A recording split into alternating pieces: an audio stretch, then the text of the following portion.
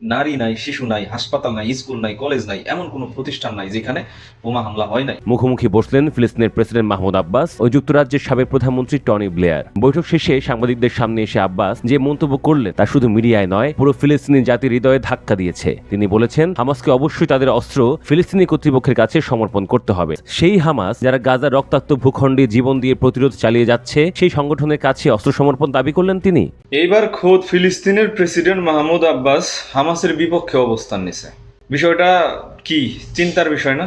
অনেকটা অবাক করার মতো, তাজ্জব হবার মতো যে ফিলিস্তিনের প্রেসিডেন্ট হামাসের বিরুদ্ধে অবস্থান নিল। এই যে হামাসের বিরুদ্ধে ফিলিস্তিনের প্রেসিডেন্টের অবস্থান, এটা আজকে নতুন না। এটা ফিলিস্তিন ইসরায়েল যুদ্ধ শুরু হওয়ার আগের থেকে।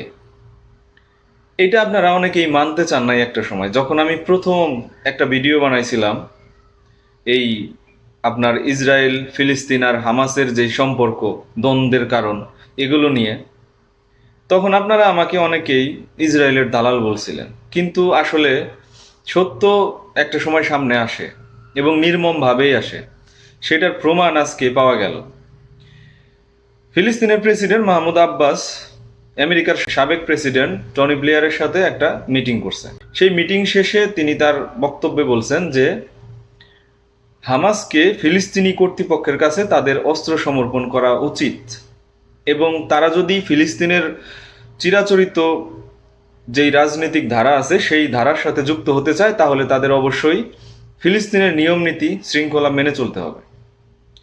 তার মানে কি দাঁড়ায়? তার মানে হচ্ছে যে হামাস ফিলিস্তিনের মূল ধারার যেই রাজনীতি সেটার সাথে যুক্ত না, এবং সেই রাজনীতির সাথে তারা এক প্রকার দ্বন্দ্বে লিপ্ত।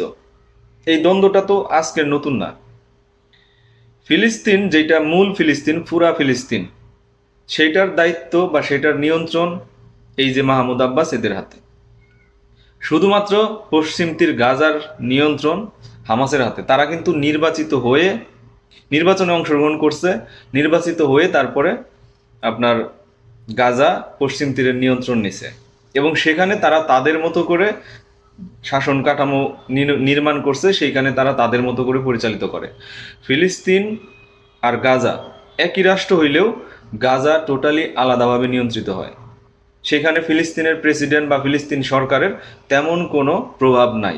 যেটার কারণেই আজকে মাহমুদ আব্বাস বলছে যে হামাসকে ফিলিস্তিনের জনগণের কথা চিন্তা করে হলেও তাদেরকে ইসরায়েলি বন্দীদেরকে মুক্তি দেওয়া উচিত। চিন্তা করেন যে কত গভীর পর্যন্ত সে চলে গেছে। এই যে আমরা ফিলিস্তিনের জন্য কান্নাকাটি করলাম, আমি নিজেও কান্নাকাটি করছি, তাদের দুর্দশা, তাদের খারাপ অবস্থা। কিন্তু এই যে ইসরায়েলের সাথে ফিলিস্তিন, তথাকথিত ফিলিস্তিন নামে যে যুদ্ধটা হইল, এটা কিন্তু আসলে ফিলিস্তিনের সাথে যুদ্ধ হয় নাই।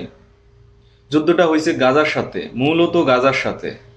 যদিও গাজা ফিলিস্তিনের অংশ, কিন্তু আলাদা একটা ভূখণ্ড। সেই ভূখণ্ডের সাথে মূল যে দ্বন্দ্ব সেইটা ইসরায়েলের।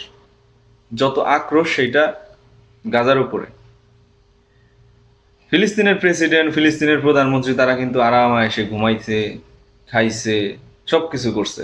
সারা বিশ্ব থেকে যত ত্রাণ গেছে, যত সাহায্য সহযোগিতা গেছে, ম্যাক্সিমাম ফিলিস্তিন সরকারের কাছে পৌঁছাইছে। তারা তাদের দেশের মানে ওই যে যারা কথা শোনে তাদেরকে মোটা তাজা করছে, হয়তো বা কিছুটা গাজায় দিছে, কারণ সেটাও তো মানে ফিলিস্তিনেরই অংশ, কিন্তু ম্যাক্সিমামই এদিক সেদিক হয়ে গেছে। আপনি চিন্তা করেন, ফিলিস্তিনের যে রাষ্ট্রদূত বাংলাদেশে অবস্থান করছে, তার চেহারা ভাবভঙ্গিমা দেখছেন? যুদ্ধকালীন সময়ে চেহারায় তেল চুয়াইতো। একটা যুদ্ধ বিধ্বস্ত দেশ, যেখানে প্রায় লক্ষাধিক মানুষ হত্যার শিকার হয়েছে, সেই দেশের রাষ্ট্রের যেই রাষ্ট্রদূত, তার মানে পরিপাটি চেহারা দেখলে কখনো মনে হয়েছে যে ওইটা একটা যুদ্ধকালীন দেশ, ওই দেশটায় যুদ্ধ চলতেছে? কারণ কি? কারণ তারা হামাসের প্রতিনিধিত্ব করে নাই। তো তারা গাজার প্রতিনিধিত্ব সেইভাবে করে নাই, জাস্ট একটা অংশ যেখানে তারা নির্বাচনে পরাজিত হয়েছে, যেখানকার নিয়ন্ত্রণ তাদের হাতে নাই। একবার চিন্তা করেন সেখানকার জন্য মায়া দরদ কতটা থাকতে পারে। তো কথা হইতেছে, যারা ভূ রাজনীতি সম্বন্ধে না জানেন, আমি নিজেও খুব একটা জানি এমন না, তবে আমি চেষ্টা করি, আমি একজন ছাত্রের মতো আমি জানতে চেষ্টা করি, কিউরিসিটি আছে আমার। তো সেইখান থেকেই আমি কিছুটা জানি, বুঝি, যেটা আপনাদের সাথে শেয়ার করি। কিন্তু সেইটা কি হয়, আপনারা প্রথম অবস্থায় স্বপ্ন দেখেন যে আপনার অনেক কিছু কইরা ফেলতেছে, মাইরা ফেলতেছে, এই করে ফেলতেছে। আরে ভাই, যে দেশের মানে সরকার একটা ওই সংস্থার সাথে বা ওই গোষ্ঠীর সাথে যুক্ত না, সাহায্য করতেছে না, পারলে তাদেরকে টেনে ধরতেছে, তাদেরকে ডিমোটিভেট করতেছে, তারা কি করতে পারে? আপনারা মনে করেন হামাস মানেই ফিলিস্তিন, আর ফিলিস্তিন মানেই হামাস। আসলে তা না তো। হামাস ফিলিস্তিন সরকারের কোনো সাহায্য সহযোগিতাই পায় নাই, পাবেও না। কারণ তারা তাদের পলিটিক্যাল শত্রু, তারা তাদের রাজনৈতিকভাবে একজন আরেকজনের প্রতিদ্বন্দ্বী।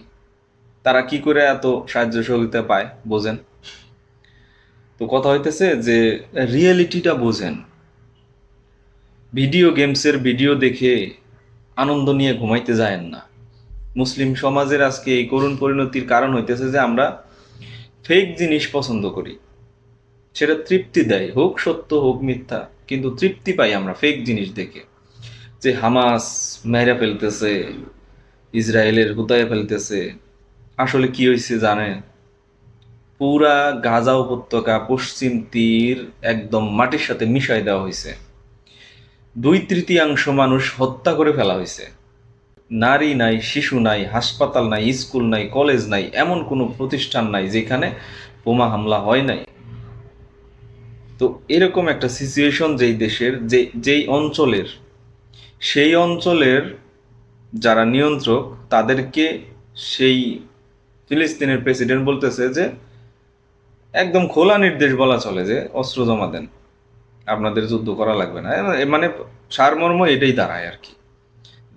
এবং তারা যেটা করছে এক প্রকার ভুল করছে, এরকম একটা বিষয় ওই ব্যক্তিতে এরকম মনে হয়।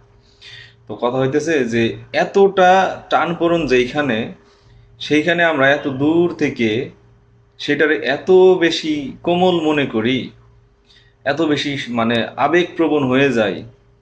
আমাদের মুসলিম ভাই বোনদের জন্য আমাদের আবেগ আছে, কিন্তু সেখানকার রিয়েলিটি তো আমাদের জানতে হবে, তাই না?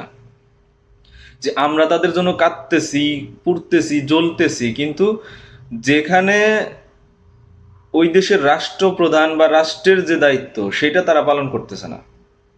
তারা সারা বিশ্ব থেকে ত্রাণ সংগ্রহ করতেছে, ওষুধপাতি সংগ্রহ করতেছে, আর খালি গাজা দেখাইতেছে যে দেখো এই হইতেছে, কিন্তু গাজায় সেগুলা সেইভাবে গেছে কিনা আল্লাহ ভালো জানে। তো কথা হইতেছে যে রিয়েলিটি বুঝেন।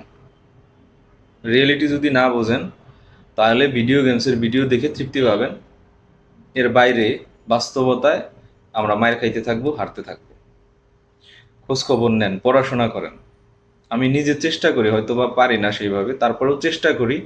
আপনারাও চেষ্টা করেন, জানতে পারবেন, বুঝতে পারবেন। ভূ রাজনীতি সম্বন্ধে মানুষের যদি ধারণা না থাকে এই যুগে এসে, তাইলে মানুষ লসের সম্মুখীন হবেন। বলবেন যে আমি তো আসলে রাজনীতি করি না।